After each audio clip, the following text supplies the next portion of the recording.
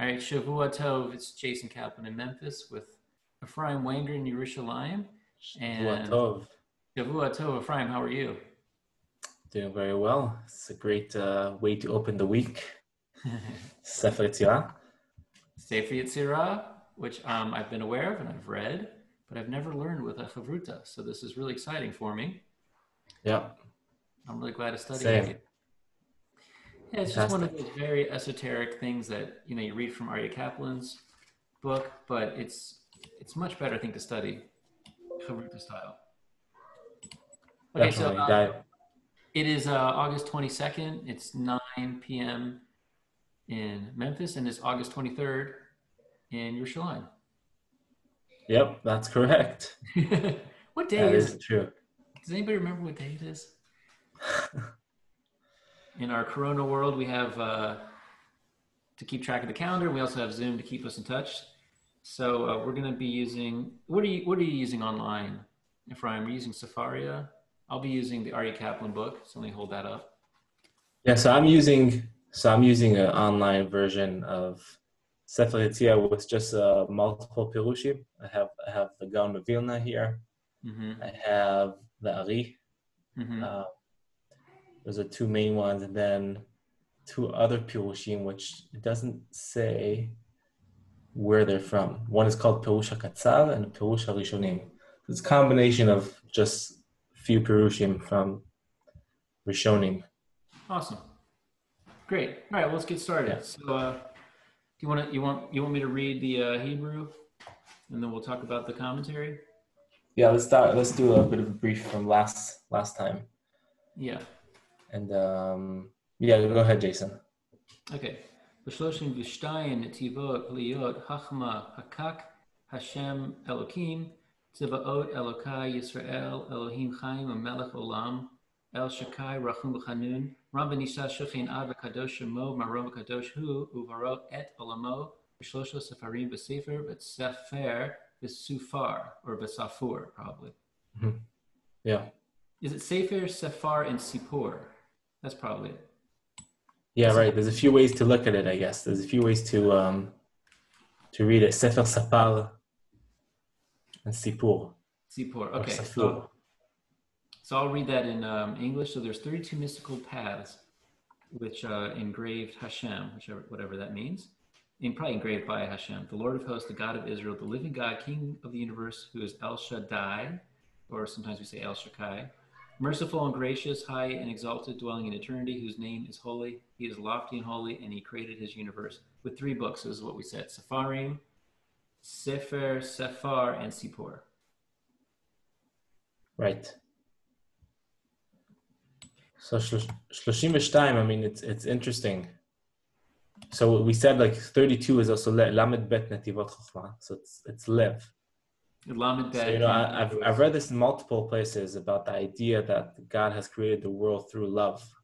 Mm-hmm. It's like from this, if we could understand it, on our conscious level, like this idea, this power of love. So like Lev, which is the heart, kind of fits with that idea. But and what does Aryeh Kaplan say there about Netivot Pliot Chochma? Because then, so we have like 32.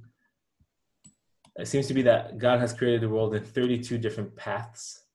Right. I think that word Netivot is really fascinating. They could have said Derachim, or would it be Derachot? Yeah, they could have said Derachim. And Netivot is not a common. It's not a common name in Hebrew. You don't find it.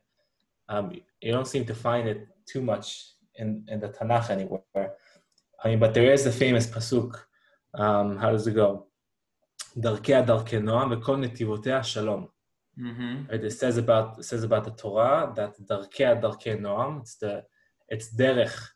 It's derech. I guess is path. Its path is the path of peace, of noam. I don't know how do you say noam. Comfort. Of comfort. Yeah. V'kol netivotea, which comes from the word netiv, and all of its path, its unique lanes and path are in peace. Are peaceful. Yeah, so he said Netivot really means a mystical path. And let me see where he wrote that. I think the first thing I wanted to highlight was that the 32 that Aryeh Kaplan talks about is that we have 10 fingers plus the 22 Hebrew letters gets us to 32. So there's something about the 10th Sefirot of interaction of Hashem with the world and our 10 fingers, and then Yeah. the 22 letters. There's some interaction between all of them that 32 is Yeah. important. And then back to what we were 32, talking about. right. 10 sfirot and 22. So we could look, I looked into the, there's the diagram that you showed me last time. Yes. That circle about connecting the different letters of the alphabet. So I looked a bit into it, and it's actually really cool. I mean, so it's basically explaining the right, that the sfirot, right, with the letters, right. And then you also showed me there's a circle that he does. He the draws 231? a circle. I think that's actually I think that explains, once I saw that I understood that entire thing. Yes. It really explains this idea of 32 netivot and the combination of 10 sfirot and 22 letters. Let me find that that circle of the, here we go, the 231. So it's 22 letters connected to each of them would make 231 lines. So it's 231 lines, and basically if you look inside it, those lines automatically create 10 circles within. Okay, right, okay. Yeah, so they create 10 circles by the connection of the letters. So that's what's called tzirufim. That's really the idea of tziruf, of letters. Tziruf meaning combination, right? Combination, yeah. The combination of the letters, so that's a big part of the Abalafia and the Sefer Yetzirah is the combination of letters. I guess if we think about it simply, then the sfirot are light, or all, and the letters are kelim, or vessels. Yes, and you could also see it in that circle where the letters are external, right? They're around, and they create the sfirot. They hold the sfirot from within, the 10 within circles. And I guess you could also view it as like, the largest circle will be the 10th sfira and going all the way deep inside into the center of Keter, the first sfira. That's the way I view it, but I thought that was really neat. That's very good. Excellent. And I found where he talks about Netivot. So he says a pliyot is a mystical path. It comes to the word pala, which has a connotation of being hidden or separated from the world at large. So not only these paths are individuals, but they're hidden, concealed, or transcendental. So that's on the word pele or pala. Let me see if I can. Oh, and here also the Hebrew word for paths, netivot, is a word that occurs rarely in scripture, like you said. And a nativ is a personal route, a path blazed by the individual for his or her personal use. Is a hidden path without markers or signposts. One must discover on his or her own and tread by means of own devices. So I love that because a lot of the Jewish mystical schools lay out a path and a hierarchy and a person to follow. And Sefer Yetzirah is saying you have to do everything by yourself. It's individual. That's what's so amazing about this word netivot that is used. Yeah, that's incredible because that's not always the case. And there's a lot of times there's gurus or certain charismatic figures that are the center of a system that you're supposed to follow and think about and connect to. And this one says you really have to do it on your own. The path is hidden from everybody except for yourself. Right. I think that's amazing. Yeah, it's amazing. It's amazing. Let's see what else. We talked a little bit about the word hakak, which is engraving. Do you have thoughts on that? Yeah, I mean, it's interesting over here, in Sefer Bereshit, it opens up with Bereshit bara. Bereshit bara Elokim et hashamayim et haaretz. So God he created bara, and over here he used the word chakak. He engraved, right, in English. Yeah. I'm not sure why. What's the difference? Like maybe in English, what would you say would be the difference between creating and engraving? Again, going to Rabbi Caplan, chok is a decree or a rule. So maybe it's a different type. I think maybe it's talking about a different type of meditation, like visualizing, like, before creating, there was a visualization of what to do, like a hakak, like kind of outline of what's going on, and then creating. Girls, just a little quieter. I'm on a call. Yeah. Oh, that's interesting. Okay, kind of like outlining. I think it's outlining it. Hakak. He says, in the beginning of the king's authority, the lamp of darkness engraved a hollow in the suproluminescence. So I think it must be the idea that, when we talk about the Simsum hollowing out or making space for existence that doesn't have Hashem's light, it's that idea of chakak was the engraving and then creation. It says right here, first there was engraving and then creation. So the Sefer Yetzirah states that the Creator engraved and then created his universe. Interesting. Okay, well, interesting. Yeah, that's really interesting. We'll have to go into that more. I thought also, by the way, it's very interesting. I'm getting in the mail Saja Goen's commentary on Sefer Yetzirah, who was a complete rationalist. So it's not always that Judaism has just mystics and just rationalists. They always, unless I can't think of an example of someone who just stayed on one side. But I mean, maybe somebody on this side of mysticism might have been Rabbi Nachman, and maybe this side of rationalism might have been Rambam. But even those two, I find go between the two worlds. Yeah, for sure. Mm-hmm. For sure. Let's see what else we can read from here. Well, let's talk about Sefer, Sefer, and Sipur, because that's really what's coming up next. Yeah, that's an interesting one. I mean, I guess you could think about it one way would be, God, it's a combination of a book, Sefer as an author, and Sipur is a story. And that's, I think, if I'm not mistaken, that's a Chabad way of viewing it. The last Rebbe wrote a lot about this idea of Sefer Sipur, Sefer and Sipur. But an interesting way of also thinking about it, I think you mentioned it last time with Ari Caplan. He says it's a combination of, letters, numbers. Oh, yes. Yeah, I have it here. Text, number, and communication. Right, text, number, and communication. Yeah. So it's really, I think, yeah. You can line up with universe, year, and soul. But yeah, go ahead. You were going to say? I was just maybe like a more, the way I think about it, the more modern way to think about it would be space, time, and consciousness. Mm-hmm. Yes. So it's like these are the three elements, or like the three foundations in which the world exists, right? Space, time, and consciousness, a matter of, or soul in a more mystical term. And without the combination of those three, without space, without time, and without our consciousness or our soul, then there's really is nothing there. So these are like this. He's laying out like the three foundations. Like this, there's the idea of foundation in Judaism in general, and generally when we think about foundation, actually we think about in Hebrew we think about four foundations, which are called Esh, Ruach, Maim, and Adama, which is wind, fire, water, and ground. But the early on Mekubalim, they actually cited three foundations, which is Emesh, Avir, Esh. Avir, which is Ruach, Maim, and Shin. These are three letters, Emesh, and I think the next piece of Sefer Yetzirah, he'll go into breaking the letters, dividing them up into 3, 7, and 12. Okay, and we'll see that breakdown. Excellent. And the first three seem to be those foundations, those first three letters. They hint at the foundation, yes, that we'll get into. And I also like the idea that we talk about that there's text and numbers, but communication, that the text really has to come alive, that it's really not supposed to be theoretical, that there's a meditation aspect to it. I think that's also why I like Sefer Yetzirah, because it's, and I love reading the Zohar, but the Zohar is more of a mystical story and outlining how the universe works. And Sefer Yetzirah is really about just meditating right away on the structure of the universe.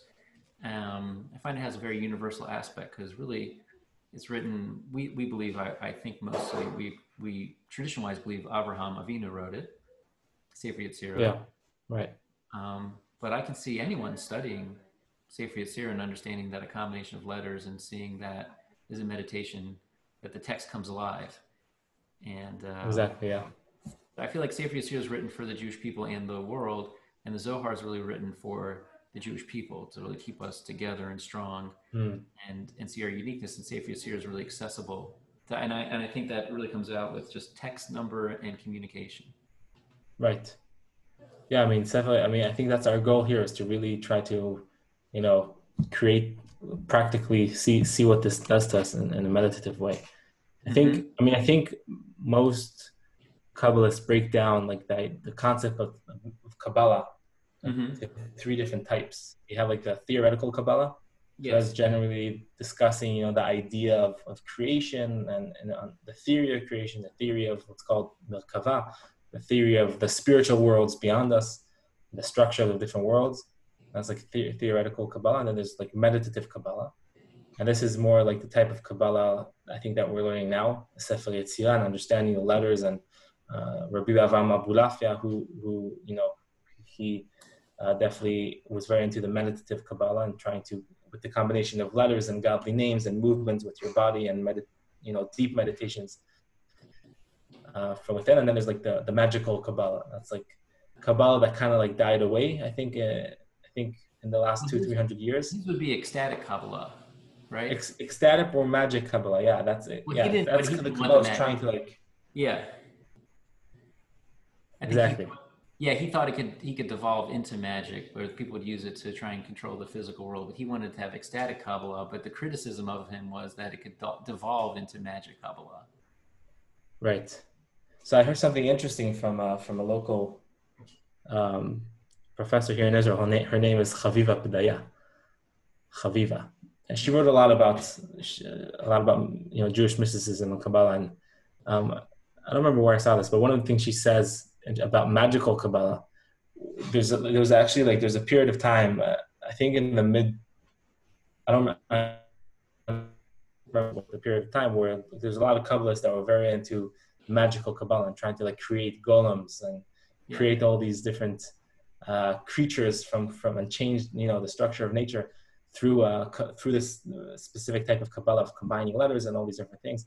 And they're very focused on creating people, creating golems, what they call golems, or creating people. And it seems that today it shifted into us wanting to create ourselves. Yes, that's like that. And it's a higher level. Like if back then you was trying to create something that's not you, now we're trying to use this to really create ourselves in that meditative way that you spoke about before. That's awesome. I always felt that Golem, they were hinting at creating a new I, something that was so different that it felt like it was like a different person hinting at it, but they didn't really create clay robots. But going back earlier, I think that's why I love reading Abulafia, because he was a very strong student of Rambam in Mor Nevuchim in the rational philosophy. And whereas I felt that Rambam at the end of Mor Nevuchim kind of leaves it so open, he talks about this mystical experience, but doesn't describe how he got it. And Abulafia, I really think, fills the gap and says, well, here's what you could do to access that parak, the third parak, 351. And he really outlines a program, or I wouldn't even say program, because again, I think Abulafia wants the individual to take it themselves in their own direction. But at least outlines a way to meditate on letters to access the Mor Nevuchim. So I think he's the ecstatic Kabbalist, but then I think people took it and started doing magic squares and things to mix with the nature. But I love with Chaviva, what's her last name? The professor. Chaviva Pedaya. Pedaya? Yeah. Wow. I'll have to look her up. She's a very interesting person. I mean, I think she's very unique in our day and age. Nice. Good. Yeah. Okay, we'll have to look that up. What do you want to read chapter 2? I think they still call it Mishnah. I think it's Mishnah 1 too.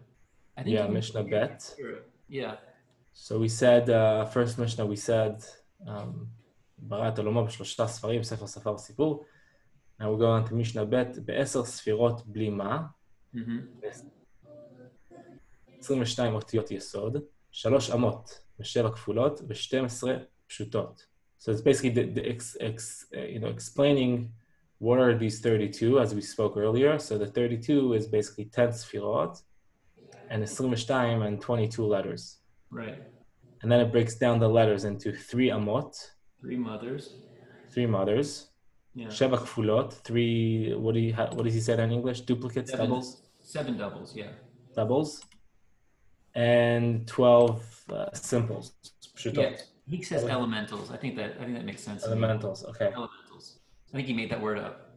No, no. Elementals. I've never seen that word before, but in elementals, it sounds cool and mystical. So let's go. Elementals. Yeah. It sounds like beings from another planet.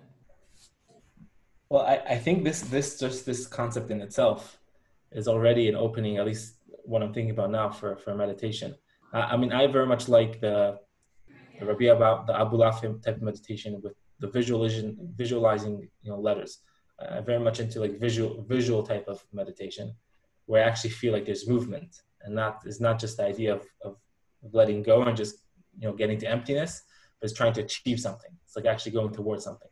I really like I think if we start to understand the letters, right, and we start to understand like the uniqueness of each letter, and then the combinations of them, kind of like what you do with the music, where you kind of take these specific letters and combine them into a specific type of musical meditation. I feel like we could do the same thing with these 22 letters, which is separated into 3, 7, and 12, and trying to find like the uniqueness of each one, and then creating a meditation with that. So like the first so it says the first 3 letters. So it's divided into shalosh amot, which is 3 mothers, 7 doubles, and 12 elements. Well, yeah. So let's explain to people. So let's get into that. Yeah. Yeah. A three mothers, 7 doubles, and 12 elementals equals 22. So there's another way the Sefer Yetzirah is talking about the 22 Hebrew letters, that some stick out in different ways, and there's different ways to group them. Okay, so let me hold up this paragraph if you want to talk it through a little bit. This shows the verticals and points and diagrams of starting to break down 3s and 7s and 12s, and then this is the spherot with those 7s and 12s and 11. 3, 7, and 12. So that's not going to be too helpful until we talk about it, but that those diagrams are present in the book. So go ahead. Do you want to tell us, Ephraim, about? Yeah, so I think that the spherot diagram is a good one to explain it. So I think the way it seems that, if we spoke about before, that the spherot are kind of like the idea of lights or energy, and the letters is the idea of vessels or pipelines, maybe, if you think about it as pipelines. So you could also see it, as we saw just now with the diagram of the spherot, is where between, exactly, like there's the 10 spherot, and between each sphera we have the pipeline in which it connects, the sphera together. And so the first 3, what's called the 3 mothers, are the foundations, the 3 foundations of the alphabet, which is Aleph, Mem, and Shin, which is called Emesh, Aleph, Mem, and Shin. Aleph, Mem, and Shin. Okay.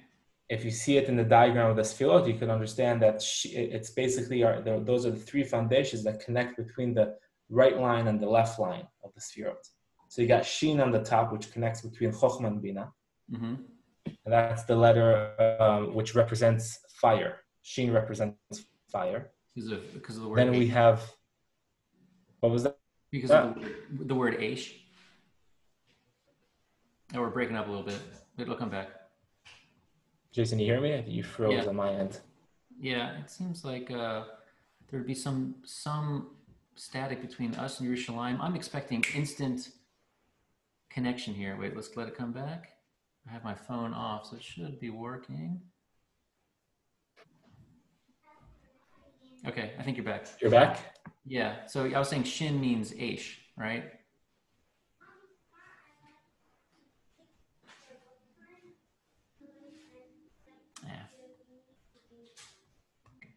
So you were saying that Shin means Aish before it got a little tangled up with our connection, right?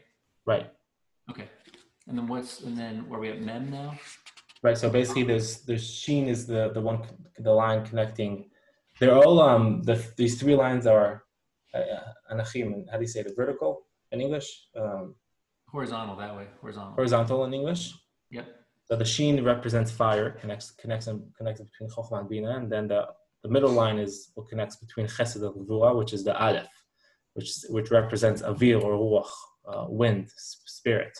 Yeah. And then the third one is Mem, which represents Mayim, water, and that's the horizontal line connecting between Netzach and Hod. And what do they mean by the doubles? So that makes sense to me. That's Amash. So the doubles are the letters that they have. There's let me see if I can pull up. Like a Nun Sofit. Is that a double? Or is it Chaf Chaf or Bet Vet? Those are doubles, right? Those are doubles. It's Bet Bet, right? So you have Bet with the dot and then Bet without a dot. Okay, that makes sense. So the 7 doubles are what's called, the easy way to remember it is they give it like a name. It's called Beged Kaporet. Beged So Kaporet. Beged Kaporet. So it's Bet Oh. Gimel Daled, and then Chaf Pei Reish Taf. But what's Gimel? What's the double of Gimel? Like G and Ho? Yeah, in matter, I think the way we pronounce it, I think it's actually the same way. But there's two ways to write it, like with the dot and without the dot. I'm not sure how you. Oh. It's probably the Yemenites know how to say it differently. Probably. Yemenites they've been pretty accurate with the whole pronunciation and all that. Yeah. So say the word for us. It's Beged Kaporet. Beged Kaporet. So those are the 7 letters that are if you think about it, matter of pipelines, they're the one that are connecting the lines going up and down. Yes. So is that, how do you say that in English? Vertical. That's vertical. That's vertical. Yes. So for the vertical lines, all 3 from the right, the middle, and left. And so I mean, we could go through each one. I think the bet is the one connecting between Chokhmah and Chesed on the right, and Gimel connects between. I think maybe we'll take a picture of it next time and then share the screen. I think that'll be good. But I see those on the verticals, and then the diagonal connections are our elementals. Right. Okay. And where does Tuf fit in? Tuf goes from Yesod to Malchut. So what would Tuf be? Tuf would be. It is one of the doubles, right? Yeah, I could share my screen here and show it. I think I gave you sharing ability. Yeah, let's see. Let me know if you could see my screen. Did you see it? Yeah, we got it. Yeah, go ahead. Right. So we see like there's the 3 lines, colored line. One is red. You see the red lines. Yeah. Those are the horizontal ones, the foundations, and then we got the blue ones, which we're speaking about now. These are the 7 doubles. Those are the doubles. These are the horizontal lines. Center. Okay. From the right, middle, and left. So we got Bet, Chokhmah, and Chesed. Nice. Gimel, Bina, and Gvura. Daled in the middle, Keter to Tiferet. Then Kaporet, Chaf, Chesed to Netzach. And then Gvura, Pei to Hod. And then Tiferet to Yesod is Reish. And then Yesod to Malchut is Taf. Oh, nice. Okay, very good. Very good. This in itself, I was thinking about it a lot, is might be an opening to a pretty powerful meditation. In other words, because if we think there's I think you have don't you have in the book the diagram of the sphere within the body points? I think I've definitely seen that here. Give me a second to look for it, but I mean that is a common picture. But I think it is a great meditation. I try to think of everything in my head, not particularly in my body for myself, but I love picturing those types of things. It'll take me a second to find whether there was a body picture. But I do like the idea of the pipelines and coming down. I thought now maybe I would show, there it is on the side there, yeah. So there's different types, I can't bring it up. Yeah. Oh, this has got the magic fortune balls and stuff. This is magic Kabbalah here.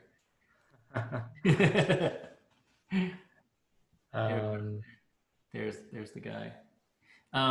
But maybe I'll share my screen. I'll show if I can find my maybe I'll exit the full screen here. Yeah. Okay.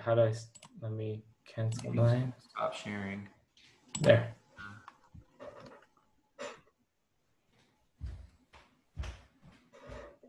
Yeah. So now that we're on this, and we were talking about doing a siyum on this. And let me see if I can share this one. Oh yeah, here. So here's the tziruf that I put together for music. So it'd be really interesting, as you said, to visualize the Amash and the Beged Kaporet, and then the 12 elementals in your mind, seeing that while playing and singing this, which is 4 letters with different vowels, Bovagiha, Ivo, Higa, using 4 letters and 24 permutations. So this is maybe another step in the future. But we were talking about doing a siyum and then inviting people to really tangibly experience a meditation. Simple, practical, not magical. Yeah. But I think it's really important to bring this up now because you talked about the visual part, and I think this would be a really cool audio part. Yeah, it will be, for sure. Yeah, so we'll have to find a way to share the visual diagram that you brought up, and then share the audio map here. Cool. Well, let's see. We hit about 40 minutes. Let's do you want to try and wrap up 1, 2? Wait, I can't hear you for some reason. Oh, let's see. Am I coming through now? Speak again. Coming through? You can hear me? I think it's on my end. Wait, let me just. So we can finish up with going in about 40. Yeah, I mean, I think that's pretty good for this first session. So we covered chapter 1:1 and 1:2, and 1:3 is going to be going into the covenant, the tongue. I think everything in the body part that. I think you said something really nice when we first started learning about the word "pe" comes out, right? Was it the right? The 5. What would you call them in English? 5 vocal sounds or guttural sounds or vocal sounds? I think they use those words. Yeah, so that's an interesting one, right? So that's with the word pele. Pele is also backwards is aleph. That's right.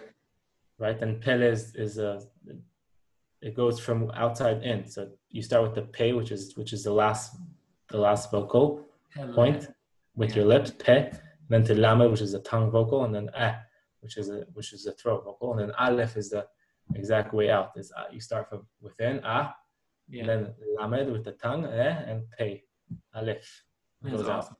There's so much in this language. There's so much wisdom just in the language itself. So we'll pick up that with that next week. And great. Again, great learning with you, Ephraim Wenger, all the way from Yerushalayim. Yerushalayim. Ir HaKodesh with the Ir HaKodesh Memphis, Tennessee. We're on a Saturday night, Motzei Shabbat.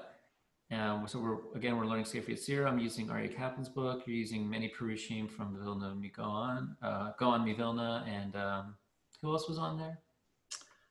Ali. On the Ari. Ali is here.